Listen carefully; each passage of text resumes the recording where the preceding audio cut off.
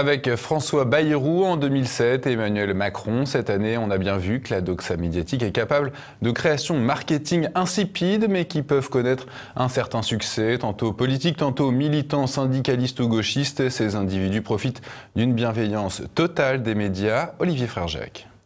Création d'un troisième homme, d'un outsider surprise, d'un personnage qui fera vendre un peu plus de papier ou regarder de reportages aussi vides qu'inintéressants. Les médias créent ces produits de toutes pièces au gré de besoins éditoriaux et politiques. Ainsi, François Bayrou s'est retrouvé propulsé en concurrent sérieux à l'élection présidentielle de 2007 en seulement quelques mois. Aujourd'hui, c'est Emmanuel Macron qui est devenu le chouchou des médias, boosté dans sa popularité par une couverture médiatique digne d'une véritable célébrité. L'ancien ministre s'est très rapidement vu accorder le statut de présidentiable, censé s'y connaître en économie, alors qu'en réalité il est haut fonctionnaire et a travaillé moins de 4 ans dans les milieux de la finance. Il harangue aujourd'hui des foules avides de néant à travers toute la France. Mais la création médiatique n'est pas seulement l'affaire de personnalités politiques, elle concerne aussi des militants syndicalistes et gauchistes, des éléments désintéressés qui trouvent généralement à se recaser bien loin du militantisme de terrain. Parmi ceux-là, on peut citer Édouard Martin, ancien militant CFDT des Hauts-Fourneaux d'Ayange, qui, un an après la fermeture de son industrie du fait de promesses non tenues par le président socialiste, rejoindra les rangs socialistes pour aller pantoufler au Parlement européen. Aujourd'hui député à Bruxelles, il est complètement sorti des radars. Plus récemment, c'est un paysan en carton qui a fait la une, Cédric Héroux. Poursuivi par l'appareil judiciaire pour avoir facilité l'acheminement de clandestins, il a rapidement été décrit comme un Robin des Bois des migrants, coupable d'un geste d'humanité. L'agriculteur installé à la frontière franco-italienne a déjà fait passer plusieurs centaines de clandestins d'Afrique subsaharienne. Celui qui dit venir en aide à des familles et des enfants, en réalité des jeunes hommes en âge de combattre, est toujours présenté comme un humaniste, travailleur de la terre au grand cœur. En réalité, il s'agit d'un militant d'extrême gauche, soutien à la mouvance antifasciste et profondément hostile au mouvement pro-famille. Ces créatures du système ont tout en commun d'incarner à leur manière le système politico-médiatique, un système en manque d'icônes et qui n'hésite pas à recourir à la fibre sentimentale quand cela est nécessaire. C'est le cas avec Cédric Héroux, bon samaritain de la cause immigrée, mais aussi de l'épisode Leonarda ou encore de la photo d'Alan Kurdi, enfant mort échoué sur les plages turques de Bodrum. Et quand il ne s'agit pas du sentiment, les médias tirent sur la ficelle du renouveau ou de l'homme providentiel, comme ce fut le cas avec Bayrou, DSK